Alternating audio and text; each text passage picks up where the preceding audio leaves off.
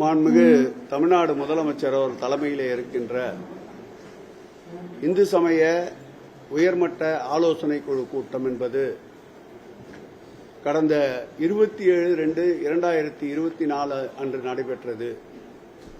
அந்த கூட்டத்தில் 10 தீர்மானங்கள் வடிவமைக்கப்பட்டன. அந்த 10 தீர்மானங்களில் தமிழ் கடவுளான முருகருக்கு பெருமைக்கு பெருமை சேர்க்கின்ற வகையில் அனைத்துலக முருகர்கள் பக்தர் மாநாடு நடத்துவதென்று தீர்மானிக்கப்பட்டது. அந்த தீர்மானத்தின் தொடர்ச்சியாக வருகின்ற 24, 25 ஆகிய 2 நாட்களில் பழனியாண்டவர் திருக்கோயிலுக்கு சொந்தமான பழனியாண்டவர் கலைக்கல்லூரியில் இந்த மாநாடு நடத்த திட்டமிடப்பட்டிருக்கின்றது.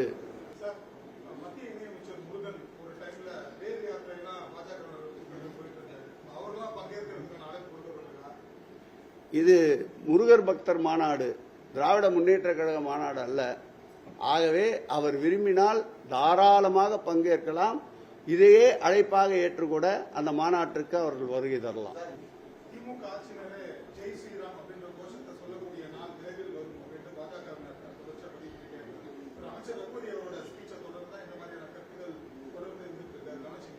ஒட்டுமொத்தமாக இந்த ஆட்சியை பொறுத்தளவில் இஸ்லாமியர்கள் அவர்கள் விரும்புகின்ற வழிபாடை அவர்கள் செய்வதற்கும், கிறிஸ்தவர்கள் அவர்கள் விரும்புகின்ற வழிபாடை அவர்கள் மேற்கொள்வதற்கும், பௌத்தம் மற்றும் சமயத்தை சார்ந்தவர்கள் விரும்புகின்ற வழிபாடை அவர்கள் மேற்கொள்வதற்கும், அந்த வகையிலே இந்துக்கள் விரும்புகின்ற வழிபாடை, இந்துக்கள் விரும்புகின்ற தெய்வங்களை வழிபடுவதற்கு முழு சுதந்திரம் அளிக்கின்ற ஆட்சி திராவிட முன்னேற்ற கழக ஆட்சி தமிழ்நாடு.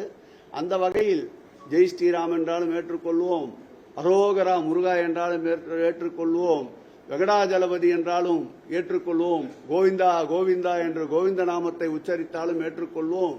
பக்தர்களுடைய அவர்களுடைய நம்பிக்கையில் எப்பொழுதும் நாங்கள் குறுக்கிடுவது இல்லை.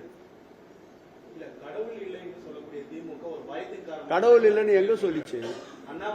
எப்ப சொல்லிச்சு? அவர் சொல்லுவார், எதனா சொல்லிக்கிட்டே இருப்பாரு.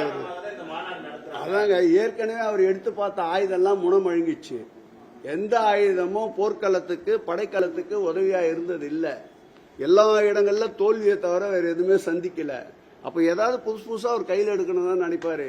எப்படிப்பட்ட ஆயுதத்தோடு வந்தாலும் அதை சமாளிக்கின்ற ஆற்றல், அதை சமாளிக்கின்ற திறமை இரும்பு மனிதர் மாண்புமிகு தமிழக முதல்வர் திராவிட முன்னேற்ற கழகத்தின் தலைவருக்கு இருக்கிறது என்பதால் இதுபோன்ற விமர்சனங்களை, இதுபோன்ற அவதூறுகளை செவி சாய்க்காமல் மக்கள் பணியிலே எங்களை இன்னும் அதிவேகமாக ஈடுபடுத்திக் கொள்வதுதான் திமுகவினுடைய கொள்கை.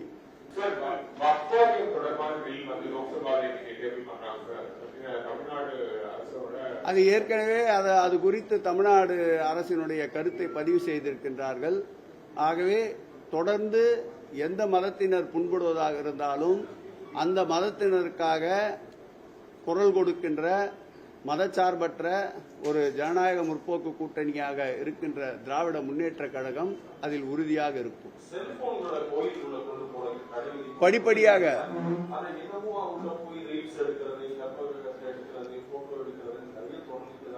இல்ல, தொடர்ந்து அதற்குண்டான முயற்சிகளை மேற்கொண்டு வருகின்றோம்.